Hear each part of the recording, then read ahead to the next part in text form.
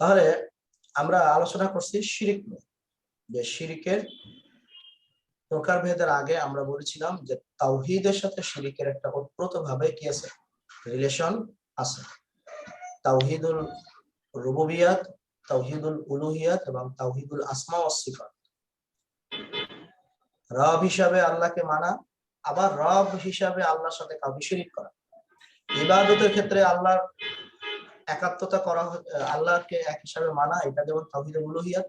আবার রবের মানে আল্লাহর ইবাদতের সাথে অন্য কাউকে শরীক করা, এটাও হচ্ছে শিরিক করা, আল্লাহর উলুহিয়াতের মধ্যে কি করা, শিরিক করা। তদ্রূপ আমরা বলেছিলাম যে আসমা ওয়াস সিফাত, তার আল্লাহর নাম এবং গুণ, এই সমস্ত নাম গুণে আল্লাহ সুবহানাহু ওয়া তাআলাকে একক হিসাবে মানা, এবং এখানে অন্য কাউকে এই নাম এবং গুণে আল্লাহর যেভাবে দয়া আছে এরকম দয়া কারো নাই, একটা বুঝাইলাম। আর কিছু গুণ আছে যেটা শুধু আল্লাহর জন্যই খাস, কিছু নাম আছে আল্লাহর জন্যই খাস, এই নামে বা এই গুণে অন্য কোনো মানুষ হতে পারে না। যেমন সৃষ্টিকর্তা, সৃষ্টিকারী, খালেক, তারপরে রাজ্জাক, রিজিকদাতা, মালিক, এগুলা মানুষ হতে পারে না। এক্ষেত্রে আমরা মানুষের ক্ষেত্রে কি বলি, আব্দুল খালেক, আব্দুল মালিক, আব্দুর রাজ্জাক, আব্দুর রহমান, মানে অর্থাৎ রাজ্জাকের বান্দা বা গোলাম, খালেকের বান্দা তথা গোলাম। আব্দুল খালেক অর্থ কি, খালেকের বান্দা, খালেকের গোলাম। এই হচ্ছে আমাদের মানে শিরিক বুঝতে হলে আপনাকে আগে অবশ্যই কি বুঝতে হবে, তাওহীদ বুঝতে হবে। তাওহীদ যদি বুঝেন, ঠিক তাওহীদের উল্টাটা হচ্ছে কি, শিরক, বিপরীতটা হচ্ছে শিরক। এখন আপনার শিরকের সংজ্ঞা আমি এবার বলি। এই যে এতক্ষণ আপনাদেরকে যেভাবে তাওহীদের বিপরীতে বুঝালাম, এবার আমি শিরকের সংজ্ঞা আমি বলছি। রব এবং ইলাহ হিসাবে আল্লাহর সাথে আর কাউকে শরীক করার নামই হলো শিরক। তোমাকে রুমে ওরে রাখো আপাতত, ঠিক আছে? অধিকাংশ ক্ষেত্রে উলুহিয়াত তথা ইলাহ হিসাবে আল্লাহর সাথে শরীক করা, অর্থাৎ অধিকাংশ মানুষ অ্যাকচুয়ালি শিরকটা করে কোন জায়গায়, ইবাদতের ক্ষেত্রে। যেমন আল্লাহর সাথে অন্য কারো কাছে দোয়া করা, আল্লাহকে বাদ দিয়ে অন্য কারো কাছে দোয়া করা, বাবার নামে বাবাকে বলো বাবা আমার জন্য একটা সন্তান দাও, এরকম বলা কোন। তারপরে বিভিন্ন প্রকারের যে ইবাদত, যেটা একটু আগে আমি বলেছি, জবে, তারপরে মান্নত করা, ভয়, আশা, আকাঙ্ক্ষা, মহব্বত, এগুলা গায়রুল্লাহর উদ্দেশ্যে নিবেদন করা। আপনি ভয় করবেন একমাত্র কাকে ভয় করবেন, আল্লাহ। আপনি আশা করবেন ক্ষমা পাওয়া, আল্লাহ তাআলা ক্ষমা করবেন, এটা কার কাছে আশা করবেন, আল্লাহর কাছে, অন্য কারোর কাছে। এখন আপনি যদি আশা করেন যে অমুকের উসিলায়, অমুক পীরের উসিলায় আমি তো জান্নাতে চলে যাব, অমুক পীরের অমুক বাগির আমি মুরিদ হয়েছি, সুতরাং ওই আশা তো আমার একটাই, আমার পীর আমাকে জান্নাতে নিয়ে যাবে, এরকম যদি আশা করেন। আমি আগে এক বছর সাবজেক্ট থাকতাম, ওই ভাবি তো বাবার কারণে স্বামীকেও ছাড়িয়ে দিছে। হ্যাঁ, এইরকম কিছু মূর্খ মানুষ দুনিয়াতে আছে, বাবার কারণে স্বামীকেও ছেড়ে দিচ্ছে। হয়তো স্বামী হয়তো ওই বাবার ভক্ত না, হ্যাঁ, বাবার পক্ষ না, উনি তাবলিগ জামাত করে, আর উনার হলো বাবাকে সালাম করতে হবে, সকাল বিকালে মাথা নত করতে হবে, অনেক কিছু। যাক, এই সমস্ত মূর্খ মহিলা স্বামীকে ছেড়ে দিয়েছে, স্বামী, আমি বলবো এই স্বামী সৌভাগ্যবান।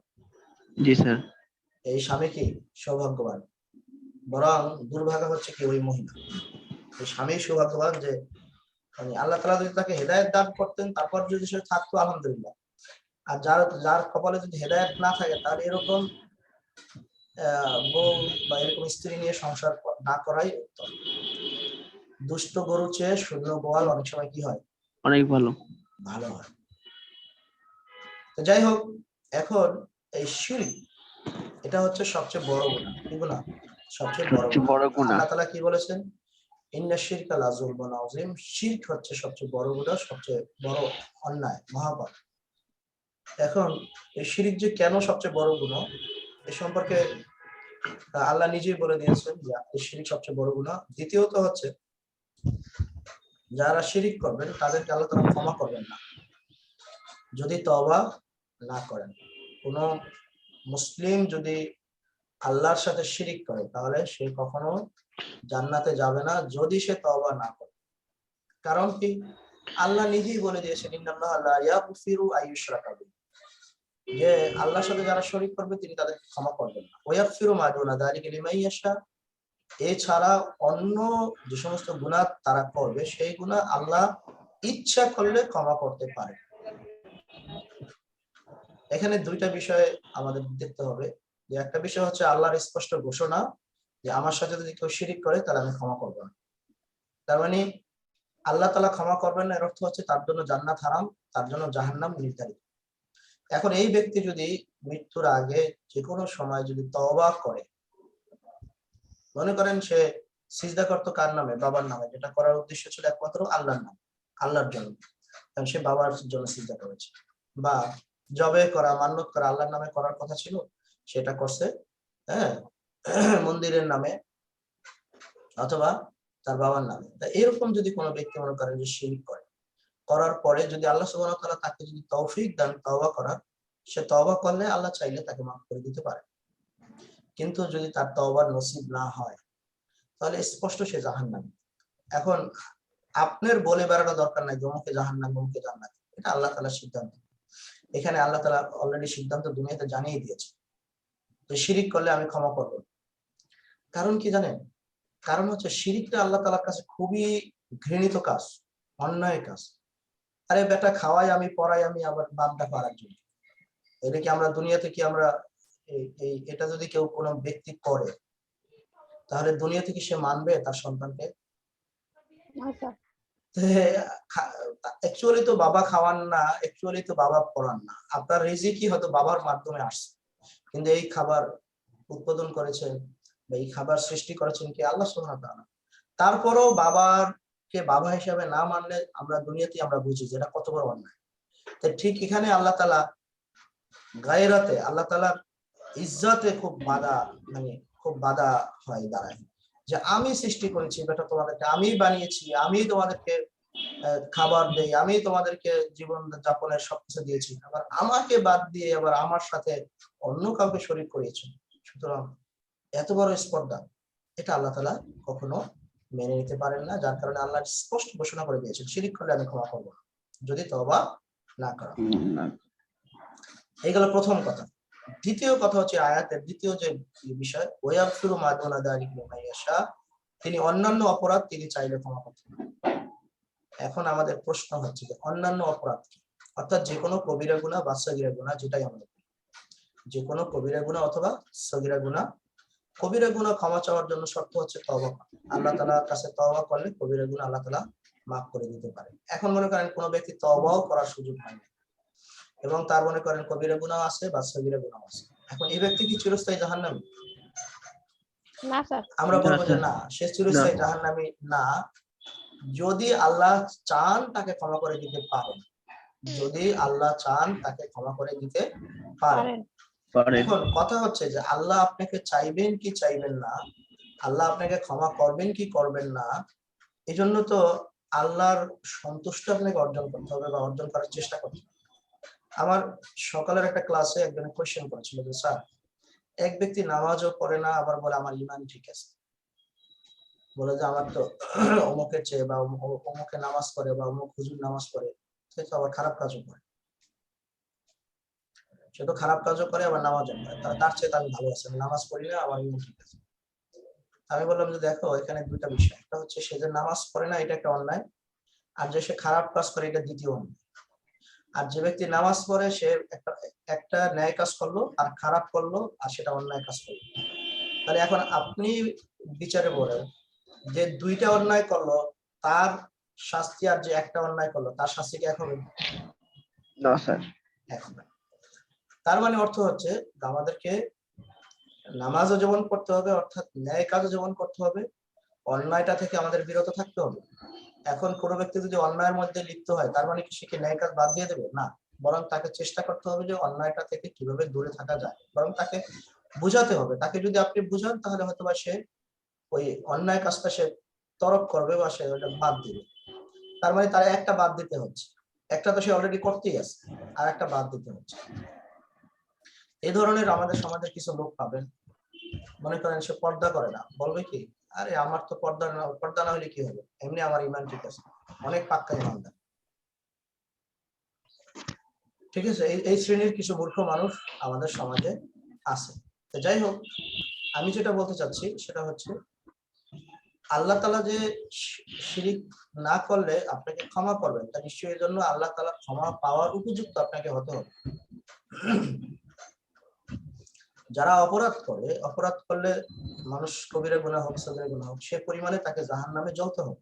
যদি আল্লাহ জাহান্নামে নেওয়ার আগে ক্ষমা করে না দেন, তাহলে জাহান্নামে যদি জ্বলতে হয়, আমাদের পৃথিবীতে কোনো মানুষ কি আছে যে 1 সেকেন্ড জাহান্নামে জ্বলার মতো ধৈর্য বা তার সবর বা তার ক্ষমতা, তার সক্ষমতা এরকম আছে?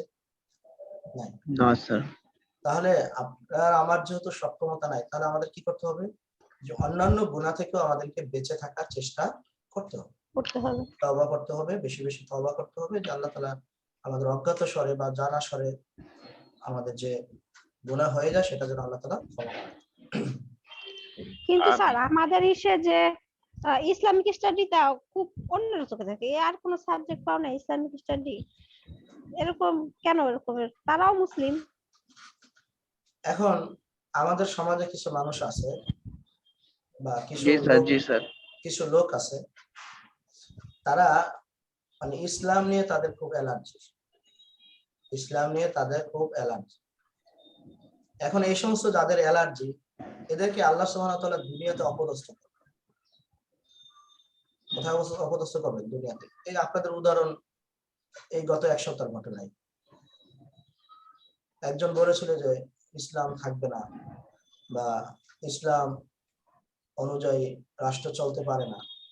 ডাক্তার মাইনুদ্দিন না, অন্য আরেকজন।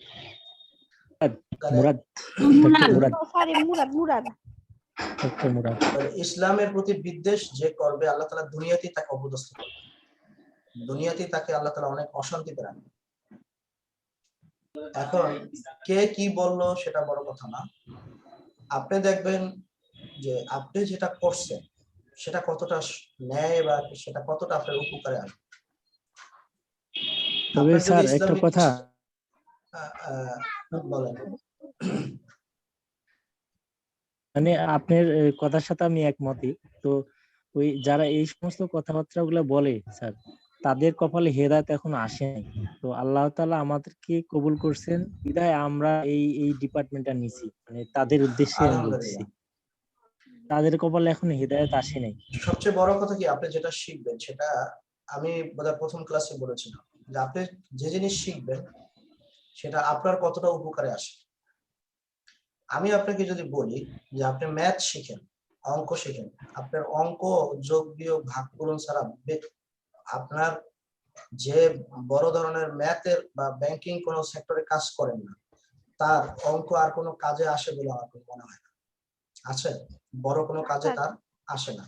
কিছু যোগ বিয়োগ ভাগ নিত্য দিনের এইগুলোই যে আপনার কাজে আসবে, তবুও কিন্তু আপনি ম্যাথ শিখতেছেন, ম্যাথ পড়তেছেন, আপনি সায়েন্স করতেছেন, আপনার ব্যবহারিক জীবনে আপনার ওই সাবজেক্টটা সরাসরি আপনি যদি গবেষণা না করেন, গবেষক যদি না হন, তাহলে ওই সায়েন্স সবসময় আপনার কাজে আসবে। অর্থাৎ হয়তো 10% আপনার কাজে আসবে, 20% কাজে আসবে। হ্যাঁ, যিনি বিজ্ঞানী তার হয়তো 100% কাজে আসবে, কিন্তু আপনি তো আর বিজ্ঞানী না, কিন্তু তবুও আপনি সায়েন্স পড়ছেন। এখন কথা হচ্ছে ইসলামিক স্টাডিজ এমন একটা সাবজেক্ট, এই সাবজেক্ট গুলো আপনার মানে একজন এজ এ স্টুডেন্ট হিসাবে আপনার শতভাগই দৈনন্দিন জীবনে আপনার কাজে লাগবে। দৈনন্দিন জীবনে শতভাগই আপনার কি লাগবে? কাজে লাগবে। এবং মৃত্যুর পরে ওটা আমার তাহলে এটা হলো পার্থিব জীবনের কথা বলছে। তাহলে গুরুত্বের দিক থেকে যে কোনো সাবজেক্টের তুলনায় ইসলামিক স্টাডি, যাদের মুসলিম হিসাবে বলছি আপনাকে, আমি আবার অন্যকে বলছি না, ইসলামিক স্টাডি আপনার জন্য সবচেয়ে চয়েসেবল সাবজেক্ট হওয়ার কথা। এটা হলো পার্থিব জীবনের বিষয়।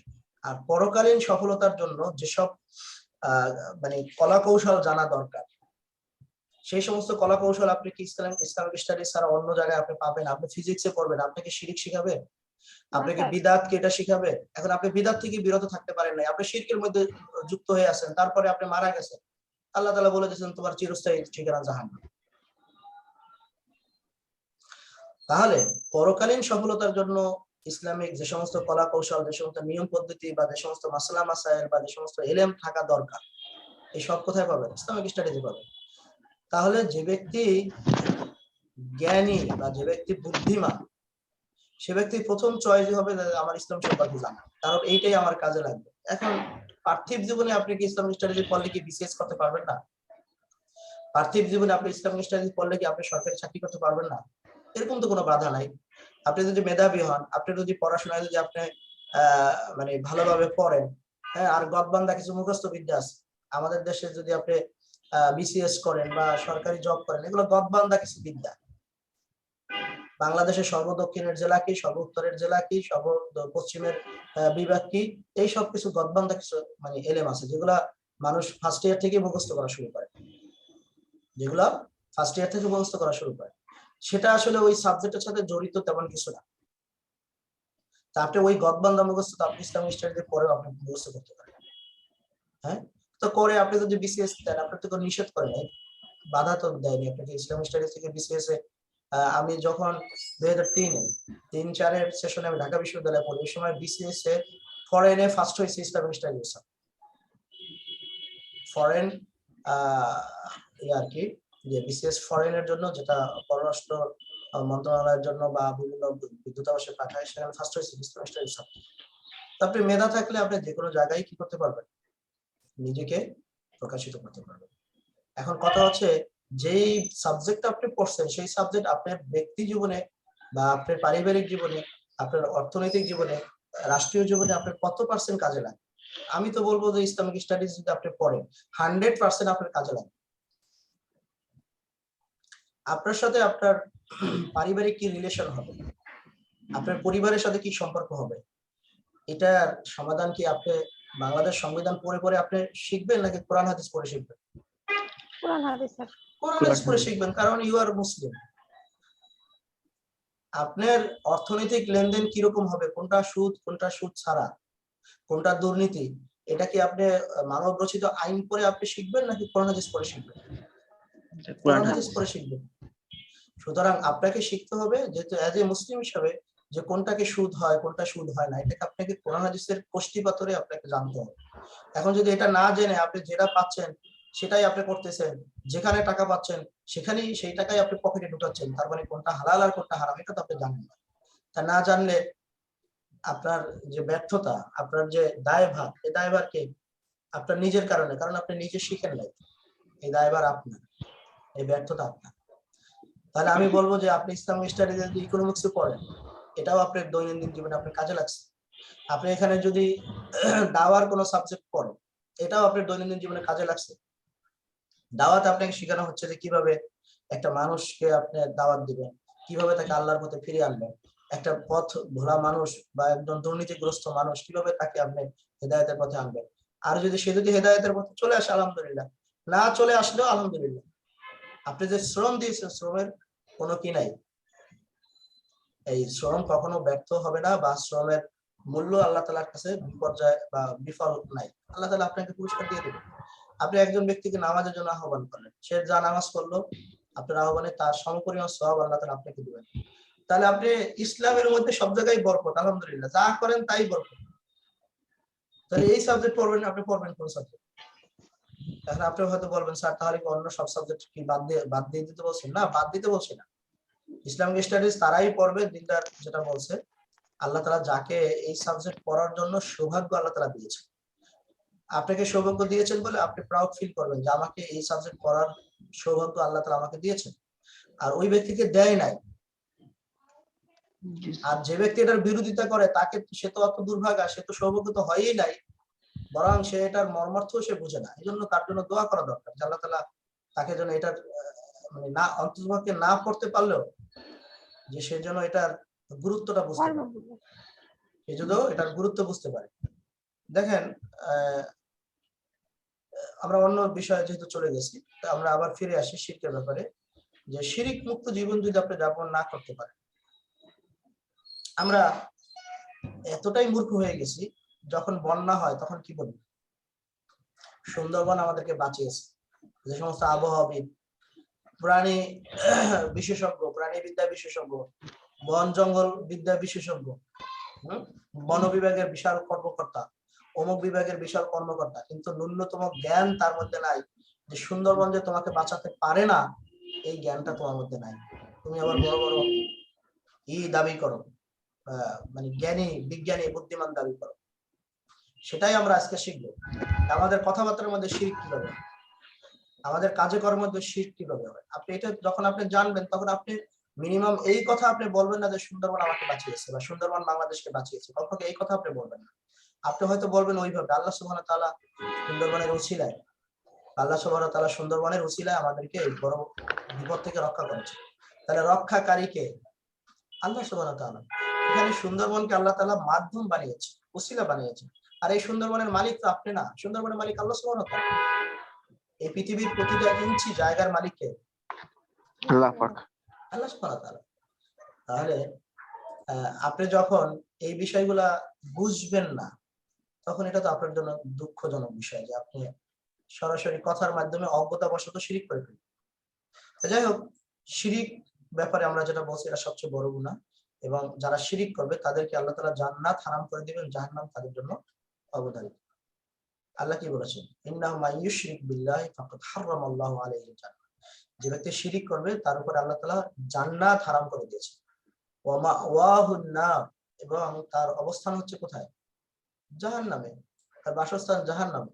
ওয়া মা লিয-যালিমিনা মিন আনসার, আর অত্যাচারী যারা, জালিম যারা, তাদের কোনো সাহায্যকারী। ইভেন শিরিক করলে আল্লাহ তাআলা তার সমস্ত ভালো আমলগুলো কি করে দেয়? নষ্ট করে দেন, বিফলে যায়। ওয়ালাউ আশরাকু লাহাবিতা আনহুম মা কানু ইয়ামালুন। তারা যে আমল করে, যদি তারা শিরিক করে, তাহলে এই আমল, ভালো আমলগুলো কি হয়ে যাবে? নিষ্ফল হয়ে যাবে।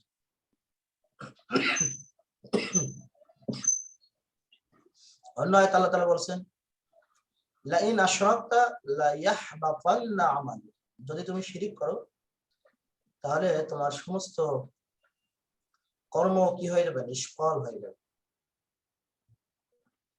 মুশরিক যিনি, শিরিককারী যিনি, এই শিরিককারী ব্যক্তির জান মাল কেড়ে নেওয়া এটা হালাল। এখন আপনি বলবেন যে স্যার, তাহলে কি আমরা যারা মুশরিক তার জানমাল নিয়ে নেবো? না, এটা হচ্ছে যুদ্ধ অবস্থায়। কারোর সাথে যদি যুদ্ধ বিগ্রহ বাঁধে এবং আপনার প্রতিপক্ষ যদি মুশরিক হয়, শিরিককারী হয়, তাহলে এই জাতীয় বিশেষ পরিস্থিতিতে আপনি তার জানমাল মানে দখল করতে পারবেন, তার জানমাল নেওয়া আপনার জন্য কি হবে? হালাল হবে। কারণ সে যদি যুদ্ধরত অবস্থায় হয়, যুদ্ধের ময়দানে, যুদ্ধ নর্মাল অবস্থায় না, শান্তিপূর্ণ অবস্থানে কারো জানমালের প্রতি কেউ কি করতে পারবে না? হস্তক্ষেপ করতে পারবে না। আল্লাহ সুবহানাহু ওয়া তাআলা আপনাকে যে দিয়েছেন, যে বিধান দিয়েছেন, সেই বিধানের মধ্যে আমাদের থাকতে হবে,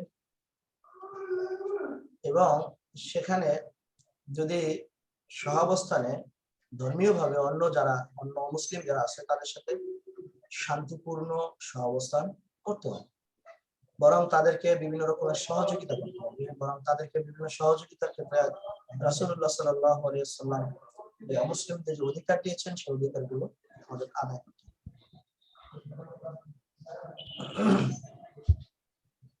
কোরআনের স্পষ্ট ভাষা, যে ব্যক্তি আমাদেরকে আমাদের মাতৃভূমি থেকে, দেশ থেকে বের করে দেয় না, আমাদের সাথে যুদ্ধে জড়ায় না, তার সাথে ভালো আচরণ করতে কোনো বাধা নেই। কিন্তু আমরা ভালো আচরণ করব না বা কার বিরুদ্ধে যাব? যে ব্যক্তি আপনাকে আপনার দেশ থেকে তাড়িয়ে দিচ্ছে, আপনার ধর্মের উপরে সে আঘাত করছে, আপনার ধর্মকে সে পালন করতে বাধা দিচ্ছে, তাহলে একমাত্র তাদের বিরুদ্ধে কি হবে? আমাদের সংগ্রাম, আমাদের যুদ্ধ হবে। যেহেতু শান্তিপূর্ণ অবস্থানে এরকম কোনো অবস্থান সৃষ্টি হয় না, সবাই যার যার ধর্ম সে পালন করবে, যার যার দিন সে পালন করবে, যার যার প্রতি আপনি সহযোগিতা করবেন, যে কোনো প্রতিবেশী হিসেবে যে কোনো কারোর জন্য করা যেতে পারে। শিরিককে আল্লাহ রাসূল সাল্লাল্লাহু আলাইহি ওয়াসাল্লাম সবচেয়ে বড় কবিরা গুনাহ বলেছেন। যেমন হাদিস আসছে, আলা উনাব্বিউকুম বি আকবারিল কাবাইর, তোমাদেরকে কি আমি সবচেয়ে বড় গুনার কথা আমি বলবো, বড় কবিরা গুনাহ কোনটি? তখন সাহাবায়ে কেরাম বললেন, ইয়া রাসূলুল্লাহ, ক্বালু বালা ইয়া রাসূলুল্লাহ, বলেন। তখন রাসূল সাল্লাল্লাহু আলাইহি ওয়াসাল্লাম বলেন, আল ইশরাকু বিল্লাহ, সবচেয়ে বড় কবিরা গুনাহ হচ্ছে আল্লাহর সাথে শিরিক করা, ওয়া উকুকুল ওয়ালিদাইন, এবং পিতা মাতার কি করা, অবাধ্য হওয়া বা অবাধ্য থাকা। তাহলে প্রথম শিরিক, বড় শিরিক হচ্ছে আল্লাহর সাথে শিরিক করা, মানে সবচেয়ে বড় গুনাহ। আর দ্বিতীয় বড় গুনাহ হচ্ছে বাবা মায়ের অবাধ্য করা। সুতরাং এই বিবেচনায় আমরা বলবো শিরিক সবচেয়ে বড় অপরাধ, বড় গুনাহ। এছাড়াও আল্লাহ সুবহানাহু ওয়া তাআলা মানে ঘোষণা করেছেন যে তিনি নিজেকে পবিত্র ঘোষণা করেছেন। এখন শিরিক করার মাধ্যমে কি হয়, আল্লাহর জাতের সাথে, আল্লাহর অস্তিত্বের সাথে অন্য কাউকে আপনি জড়িয়ে দিচ্ছেন। আর আল্লাহ তাআলা এরকম কাউকে জড়িয়ে নেওয়াটা আল্লাহ তাআলা অপছন্দ করেন। কিরকম অপছন্দ করেন? তিনি বলছেন, লাম ইয়ালিদ ওয়া লাম ইউলাদ, তিনি কাউকে সৃষ্টি করেন, মানে তিনি কাউকে জন্ম দেনও নেই এবং কারো থেকে তিনি জন্ম হনও নাই।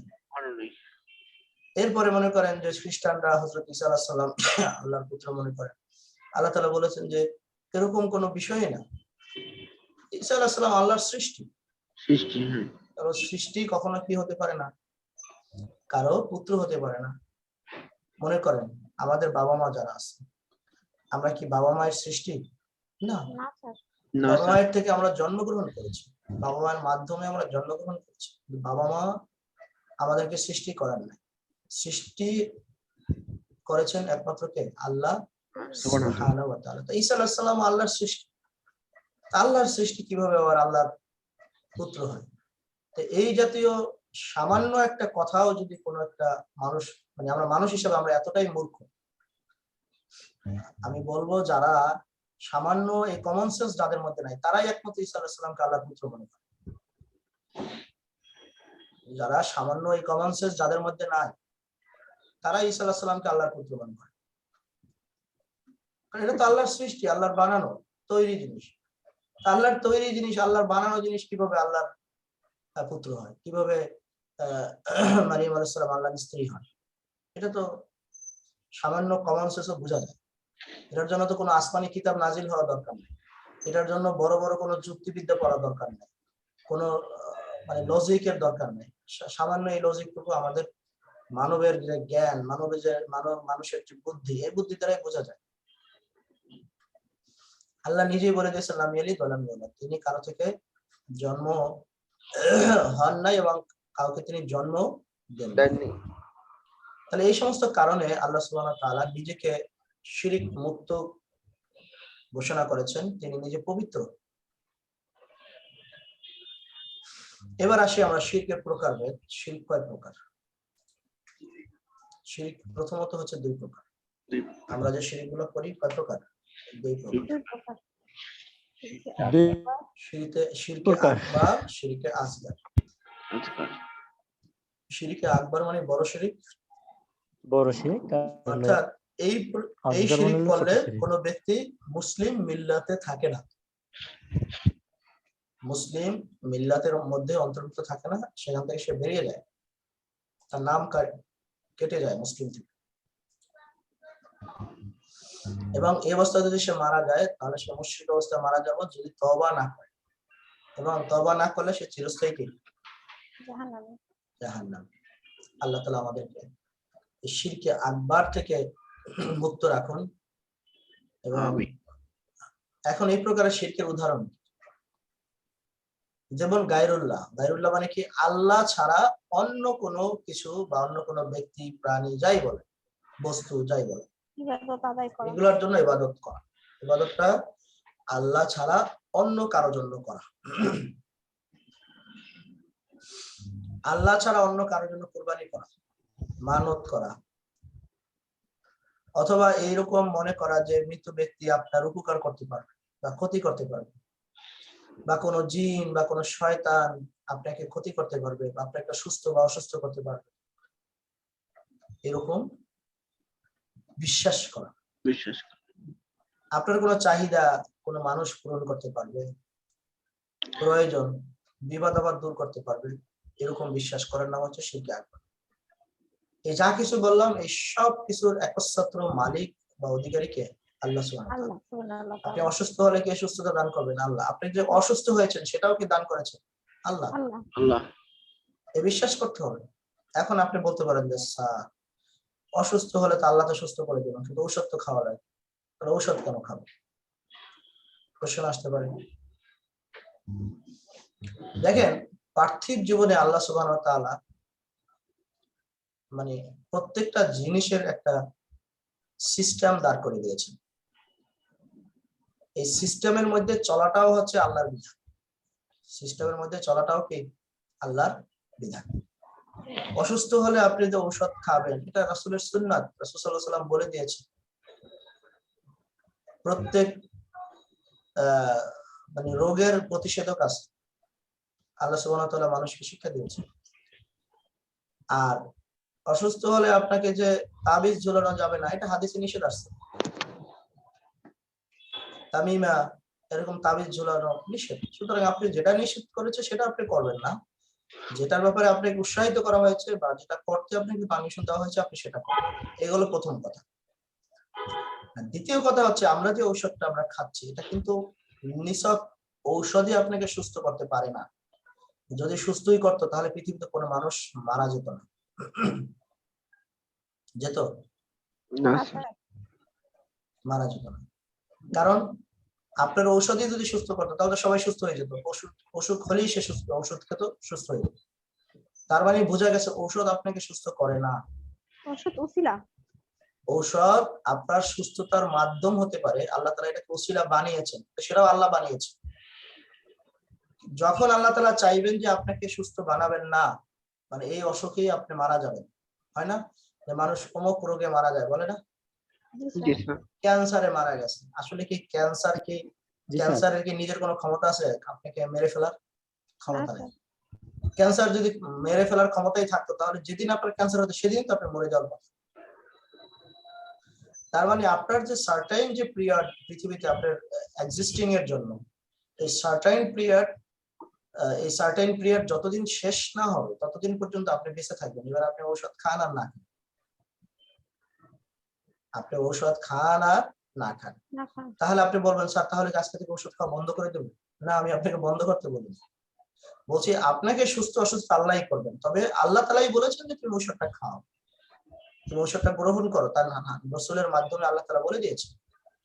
এই জন্য আমরা ঔষধটা খাবো, এই জন্য আমরা ঔষধটা না খাওয়া থেকে বিরত থাকবো না, কারণ এটাও আল্লাহর একটা কি বিধান, এটাও আল্লাহর কি একটা আইন, রাসূল যেহেতু বলেছেন, সুতরাং এটাও আমাদের মানে মান্য করার মতো একটা বিষয়।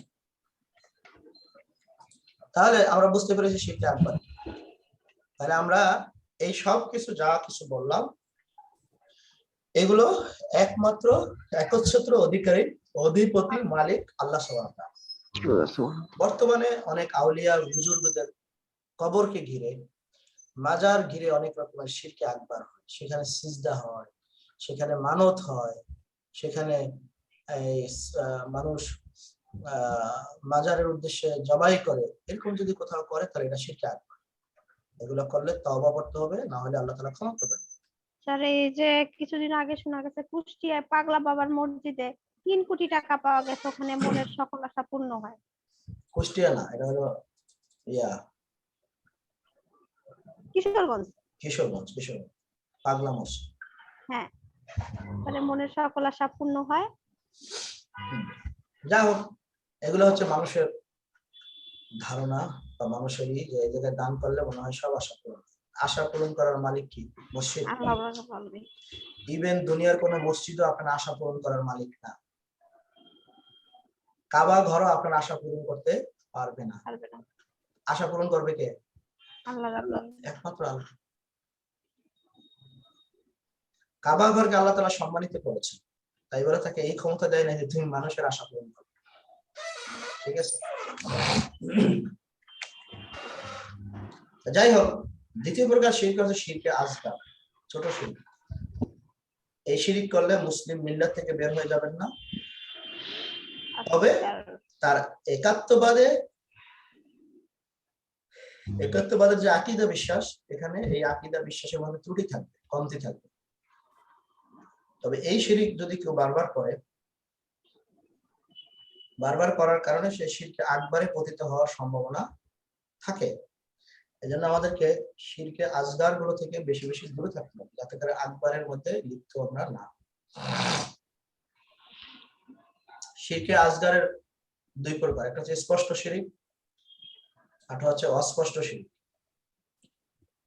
জি স্যার। গোপন শিরক। স্পষ্ট শিরক মানে যেটা কথাবার্তা কাজের মাধ্যমে আমরা হয়, যেমন কেউ হাদিসে আছে মান হালাফা বিগাইরিল্লাহি ফাকাদ আশরাক, যে ব্যক্তি আল্লাহ ছাড়া অন্য কারো নামে কসম করলো, শপথ করলো, সে আল্লাহর সাথে কুফরি অথবা শিরকি করলো। ফাকাদ কাফারা আছে অন্য হাদিসে, আর এখানে আশরাকা, সেই শিরক করলো।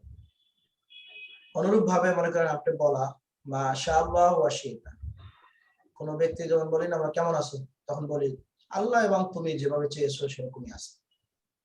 তাহলে আল্লাহ এবং তুমি যেভাবে চেয়েছো, তার মানে আল্লাহর চাওয়ার সাথে তোমার চাওয়াটাকে আমি মিলিয়ে ফেললাম। কোন এক ব্যক্তি রাসূলুল্লাহকে বলেন, কোন এক ব্যক্তি রাসূলুল্লাহ সাল্লাল্লাহু আলাইহি সাল্লামকে আল্লাহ এবং আপনি যেমন চেয়েছেন এরকম কথা আমি বললেন। বলার পর রাসূল সাল্লাল্লাহু আলাইহি ওয়াসাল্লাম বলেছেন কি জাআলতানি লিল্লাহি আদলা বাল মাশাআল্লাহ ওয়াহদা, বরং অর্থাৎ তুমি আমাকে আল্লাহর সাথে সমকক্ষ স্থির করো, বরং তুমি বলো, এককভাবে বলবো যে আল্লাহ যা চেয়েছেন। তুমি কেমন আছো? আলহামদুলিল্লাহ, আল্লাহ যেভাবে রেখেছেন। আবার এইভাবে বাড়ানো দরকার নাই, আলহামদুলিল্লাহ আল্লাহ যেভাবে রেখেছেন এবং আপনি যেভাবে চেয়েছেন, এইরা বললেই শিরক হবে। আপনি বলতে পারেন কথাটা এইভাবে, আলহামদুলিল্লাহ আল্লাহ যেভাবে রেখেছেন, অতঃপর আপনারা যেভাবে দোয়া করেছেন, অতঃপর বলতে হবে, এবং বলা যাবে না। এবং এর আগের কথা পরের কথা একই কথা নয়, অতঃপর কি বলতে হবে? অতঃপর আলহামদুলিল্লাহ, আলহামদুলিল্লাহ।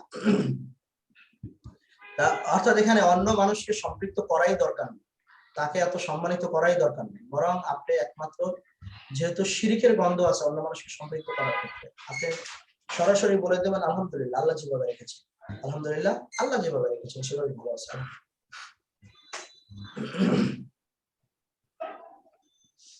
তাহলে অন্য মানুষের ক্ষেত্রে বলতে চাইলে অতঃপর শব্দ ব্যবহার করতে পারেন, অতঃপর। ঠিক আছে?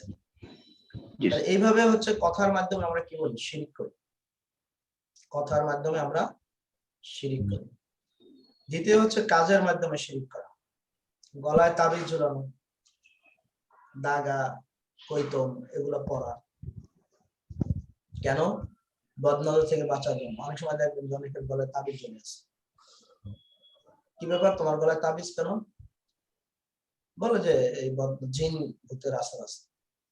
এটা বেশিরভাগ ছোট বাচ্চাদের ক্ষেত্রে হয়। এগুলো করা যাবে না, এটা শিরক। এখন আপনি বলবেন যে স্যার তাহলে জিন ভূত তো বলতে দুনিয়াতে আছে, এটা তো সত্যি। হ্যাঁ, আমিও বলি এটা সত্যি। জিন ভূত মানুষকে ক্ষতি করে, এটাও সত্যি। মানুষের মধ্যে যেমন মানুষ আছে মানুষের ক্ষতি করে না? উদ্রূপ খারাপ জিন আছে, তারা মানুষের ক্ষতি করে, এর কাজ হচ্ছে আকাম কুকম করা। মানুষের মধ্যে কিছু মানুষ আছে না, মানুষের ক্ষতি করে, নারীর ইজ্জত নষ্ট করে, মানুষের ধন সম্পদ নষ্ট করে, মানুষের ধন সম্পদ অন্যায়ভাবে গ্রাস করে। তাহলে এরকম জিনদের মধ্যে এরকম শয়তান বজ্জাত কিছু জিন আছে। এখন এদের থেকে রক্ষা পাওয়ার জন্য বা এদের এই সমস্ত খারাপ আচরণ থেকে আল্লাহ আপনাকে যাতে হেফাজত রাখেন, এই জন্য কিন্তু আল্লাহ তাআলাই রাসূলের মাধ্যমে অনেক কিছু দোয়া কালাম আপনাকে শিখিয়ে দিয়েছেন। আল্লাহ তাআলাই কি দিয়েছেন? কিছু দোয়া কালাম শিখিয়ে দিয়েছেন, আপনি সেগুলো পড়েন। সেই দোয়া কালামের মধ্যে তো এরকম নাই যে গলায় একটা তাবিজ ঝুলাই দেওয়া, সেটা নাই। আছে কোনটা? সকাল সন্ধ্যা সূরা নাস, সূরা ফালাক পড়বেন। ঘুমের আগে সূরা নাস, সূরা ফালাক পড়ে আপনি বুকে ফু দিবেন। আয়াতুল কুরসি পড়বেন সকাল সন্ধ্যা, প্রত্যেক 5 ওয়াক্ত নামাজের পরে আয়াতুল কুরসি পড়বেন। ঠিক আছে?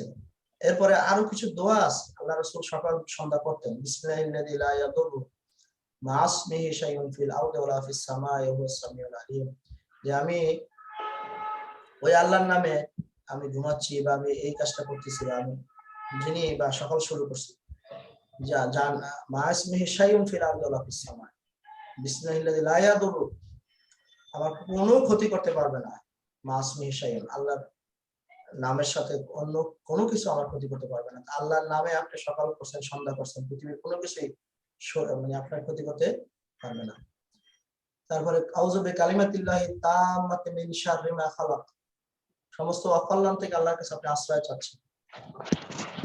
হ্যাঁ, এইভাবে অনেকগুলো দোয়া আছে আল্লাহ রাসূল সকাল সন্ধ্যা করতেন।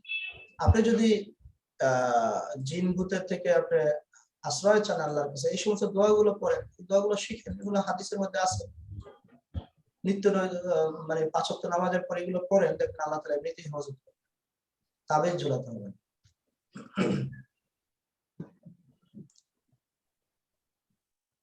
আচ্ছা, তাহলে শিরকে আসগারের ছোট শিরকের দ্বিতীয় প্রকার হচ্ছে গোপন শিরক। কি করা? গোপন শিরক। এই প্রকারের শিরক যেমন, এই গোপন শিরকের স্থান হচ্ছে মানুষের নিয়াত, মানুষের ইচ্ছা সংকল্প করার যে নিয়াত, সেটা যেমন লোক দেখানোর উদ্দেশ্যে অথবা বিখ্যাত হওয়ার জন্য, প্রসিদ্ধি লাভ করার জন্য কোনো আমল করা। এমপি সাহেব আসছেন, মন্ত্রী সাহেব আসছেন, আসরের রক্ত হয়ে গেছে, এখন যদি নামাজ না পড়েন তাহলে পাবলিক ভোট দেবে? না স্যার। ভোট দেবে না, বলবে বেনামাজি। আরে এতগুলা মানুষ নামাজ পড়তেছে আর এই বেনামাজিটা নামাজ পড়ে না, এটাকে ভোটই দেবো।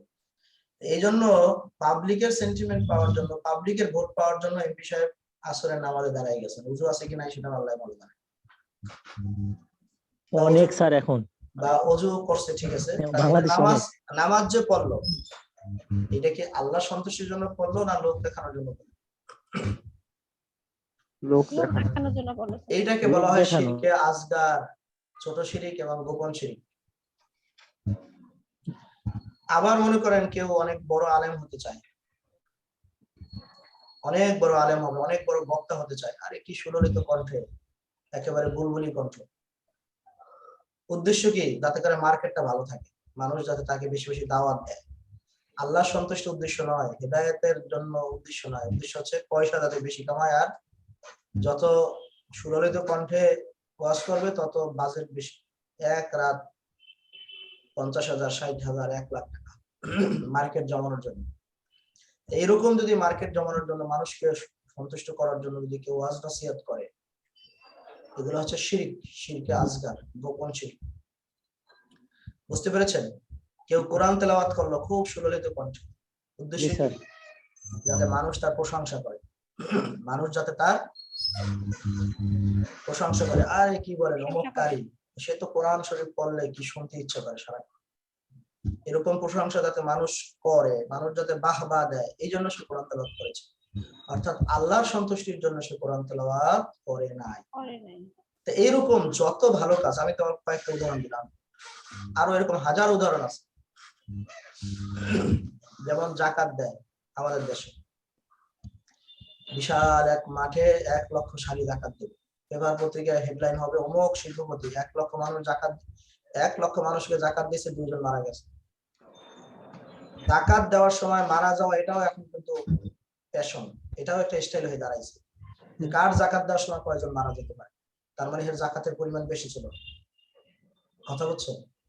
এটাও একটা স্টাইল এসে দাঁড়াইছে। না হলে এইভাবে তো আপনার ওই যে তেনা বস্ত্র আপনার জাকাত দেওয়া, তো এটা জাকাতের সিস্টেম না।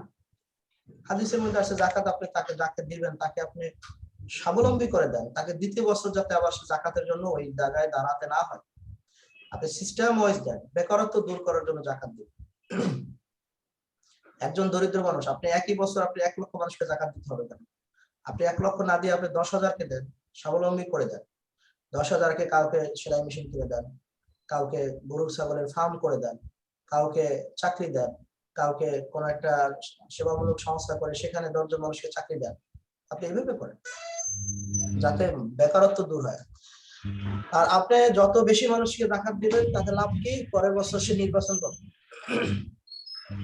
পরের বছর কি করবে? নির্বাচন করবে, যাতে করে বেশি মানুষকে জাকাত দিলে মানুষ তাকে বলবে আরে বিশাল দান ছিল, গত বছর 1 লক্ষ মানুষকে জাকাত দিচ্ছে, ভোট তো তাকেই দিতে হবে। তাহলে আপনি জাকাত দিলেন লৌকিকতা, লোক দেখানোর জন্য জাকাত দিলেন, আল্লাহ সন্তুষ্টির জন্য, যে আল্লাহ যে আপনাকে ফরজ করেছেন জাকাত, সেজন্য অ্যাকচুয়ালি জাকাত দেন। তাহলে বুঝতে পেরেছেন মানে সমস্যাটা কোন জায়গায়? শিরকে আসগার যেটা এবং খফি, শিরকে আসগার খফি যেটা গোপন শিরিক, এটা হচ্ছে মানুষের অন্তরে, হৃদয়ের মধ্যে কি আছে মানুষ হয়তো সেটা প্রকাশ্যে জানে না। এখন কেউ হয়তো 1 লক্ষ মানুষকে দিছে, তার অন্তরে হয়তো এটা নাই যে সে নির্বাচনও করবে না, মানুষ দেখানোর উদ্দেশ্য না, তবে তার নিয়তটা কি, যাতে বেশি মানুষ উপকৃত হয়। এই ক্ষেত্রে কিন্তু শিরিক হবে না। কথা বুঝতে পেরেছেন? এখন বিষয়টা হচ্ছে তার নিয়তের সাথে সম্পৃক্ত, সে আসলে কোনটা নিয়ত করেছে বা তার মূল উদ্দেশ্য কি, মাকসাদ কি, তার মেইন মাকসাদ কি, এটাই হচ্ছে শিরকে আসগার মানে করার জন্য, এই আপনি আইডেন্টিফাই করার জন্য আপনাকে এটা দেখতে হবে যে তার মূল উদ্দেশ্য। তো যাই হোক, আমরা মোটামুটি এই উপরের যে সমস্ত বিষয়গুলো বুঝলাম, যে শিরকে আকবার এবং শিরকে আসগার, এর দ্বারা আমরা বুঝতে পারলাম শিরকে আকবার আর শিরকে আসগারের মধ্যে বেশ কিছু পার্থক্য আছে। শিরকে আকবার করলে মুসলিম মিল্লাত থেকে সে বের হয়ে যাবে, আর আসগার করলে, ছোটটা করলে বের হবে। 2 নম্বরে শিরকে আকবার করলে চিরস্থায়ী জাহান্নামী, আর শিরকে আসগার করলে চিরস্থায়ী জাহান্নামী সে থাকবে না। 3 নম্বর হচ্ছে শিরকে আকবার বান্দার সমস্ত আমল নষ্ট করে দেবে, আর শিরকে আসগার সব আমল নষ্ট করবে না, তবে বরং রিয়া অর্থাৎ দুনিয়া অর্জনের উদ্দেশ্যে কৃত যে সমস্ত আমল করা হবে সেগুলো কিন্তু তার আমলকে নষ্ট করে দেবে। শিরকে আকবরের ক্ষেত্রে ব্যক্তির জানমাল মুসলিমের জন্য হালাল হয়ে যায়, আর আসগার যদি করে তাহলে জানমাল কারোর জন্য হালাল হবে না। এই হচ্ছে মোটামুটি শিরিক নিয়ে কিছু কথাবার্তা। আল্লাহ সুবহানাহু ওয়া তাআলা আমাদেরকে শিরিক মুক্ত জীবন যাপন করার তৌফিক দান করুক।